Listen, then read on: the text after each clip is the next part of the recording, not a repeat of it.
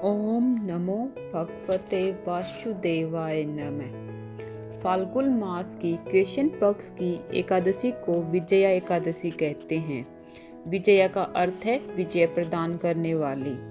विजया एकादशी के दिन श्री विष्णु नारायण भगवान की पूजा की जाती है। आइए अब शुरू करते हैं विजया एकादशी की कथा। इससे पहले मैं वनीता अपने चैनल वसुंधरा ब्लॉग्स में आप सबका स्वागत करती हूँ। तो चलिए वीडियो शुरू करते हैं। धर्मराज युधिष्ठिर बोले कि हे जनार्दन, फाल्गुन माह के कृष्ण पक्ष की एकादशी का क्या नाम है तथा इसकी विधि क्या है, सो सब कहिए। श्री कृष्ण भगवान बोले कि हे राजेश्वर, फाल्गुन माह के कृष्ण पक्ष की एकादशी का नाम विजया है।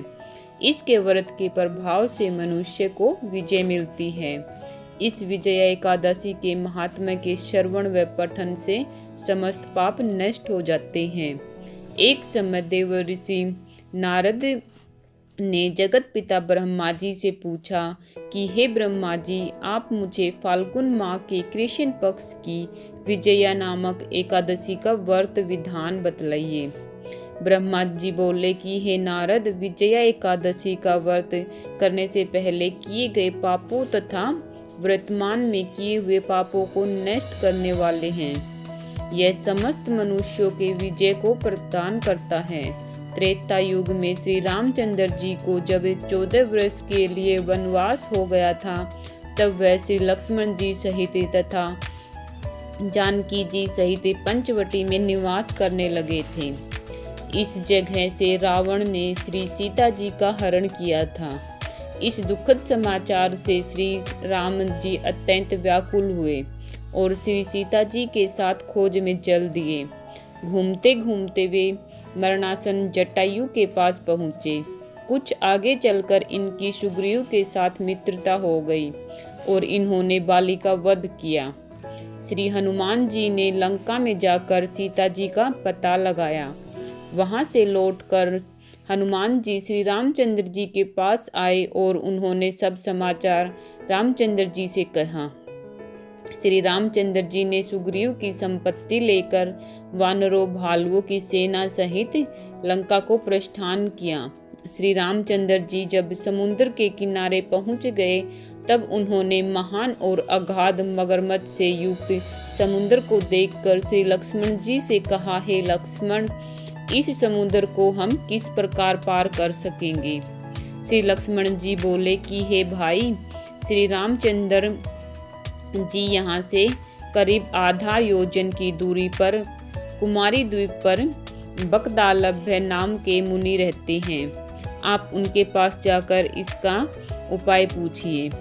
लक्ष्मण जी के वचनों को सुनकर श्री रामचंद्र जी बकदालभ्य ऋषि के पास गए और उनको प्रणाम करके बैठ गए। मुनि ने उनसे पूछा, हे श्री राम, आप कहाँ से पधारे हैं। श्री राम बोले कि हे महर्षि, मैं अपनी सेना सहित आया हूँ और राक्षसों को जीतने लंका जा रहा हूँ। आप कृपा कर समुद्र पार करने का कोई उपाय बतलाइए। बकदालभ्य ऋषि बोले, हे श्री राम जी, मैं आपको एक उत्तम व्रत बतलाता हूँ। फाल्गुन माह के कृष्ण पक्ष की विजया एकादशी का व्रत करने से तुम समुद्र से अवश्य ही पार हो जाओगे और तुम्हारी विजय होगी। श्री राम जी, इस व्रत की विधि यह है कि दशमी के दिन श्रवण सोना, चांदी, तांबा या मिट्टी किसी का एक घड़ा बनवाएं। उस घड़े को जल से भरकर तथा उस पर पंच पल्लव रखकर वेदिका पर स्थापित करें। घड़े के नीचे सतनजा यानी 7 नाज मिले हुए हो, उसे सतनजा कहते हैं। सतनजा और ऊपर जो रखें। उस पर श्री नारायण जी भगवान ने की श्रवण प्रतिमा स्थापित की। एकादशी के दिन स्नान आदि नित्य क्रम से निर्वित होकर धूप, दीप, नैवेद्य, नारियल आदि से भगवान की पूजा करें। उस दिन भक्ति पूर्वक घड़े के सामने व्यतीत करें और रात्रि को भी उसी तरह बैठे रहकर जागरण करें।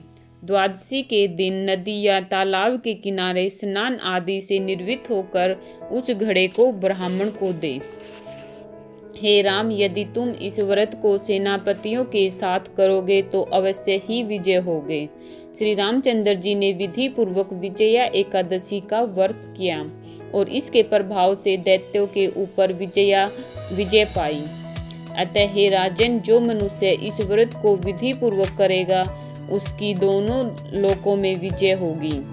श्री ब्रह्मा जी ने नारद जी से कहा कि हे पुत्र, जो इस व्रत का महात्म्य सुनाता है उसको वाजपेय यज्ञ के फल की प्राप्ति होती है। कथासार। विष्णु भगवान की किसी भी रूप में पूजन मानव मात्र की समस्त कामनाएं पूर्ण करता है।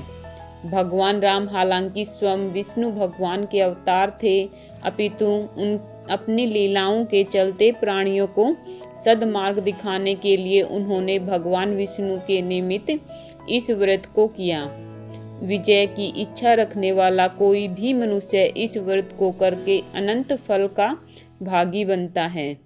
विजया एकादशी का व्रत प्राणी मात्र को हर क्षेत्र में विजय श्री प्रदान करता है।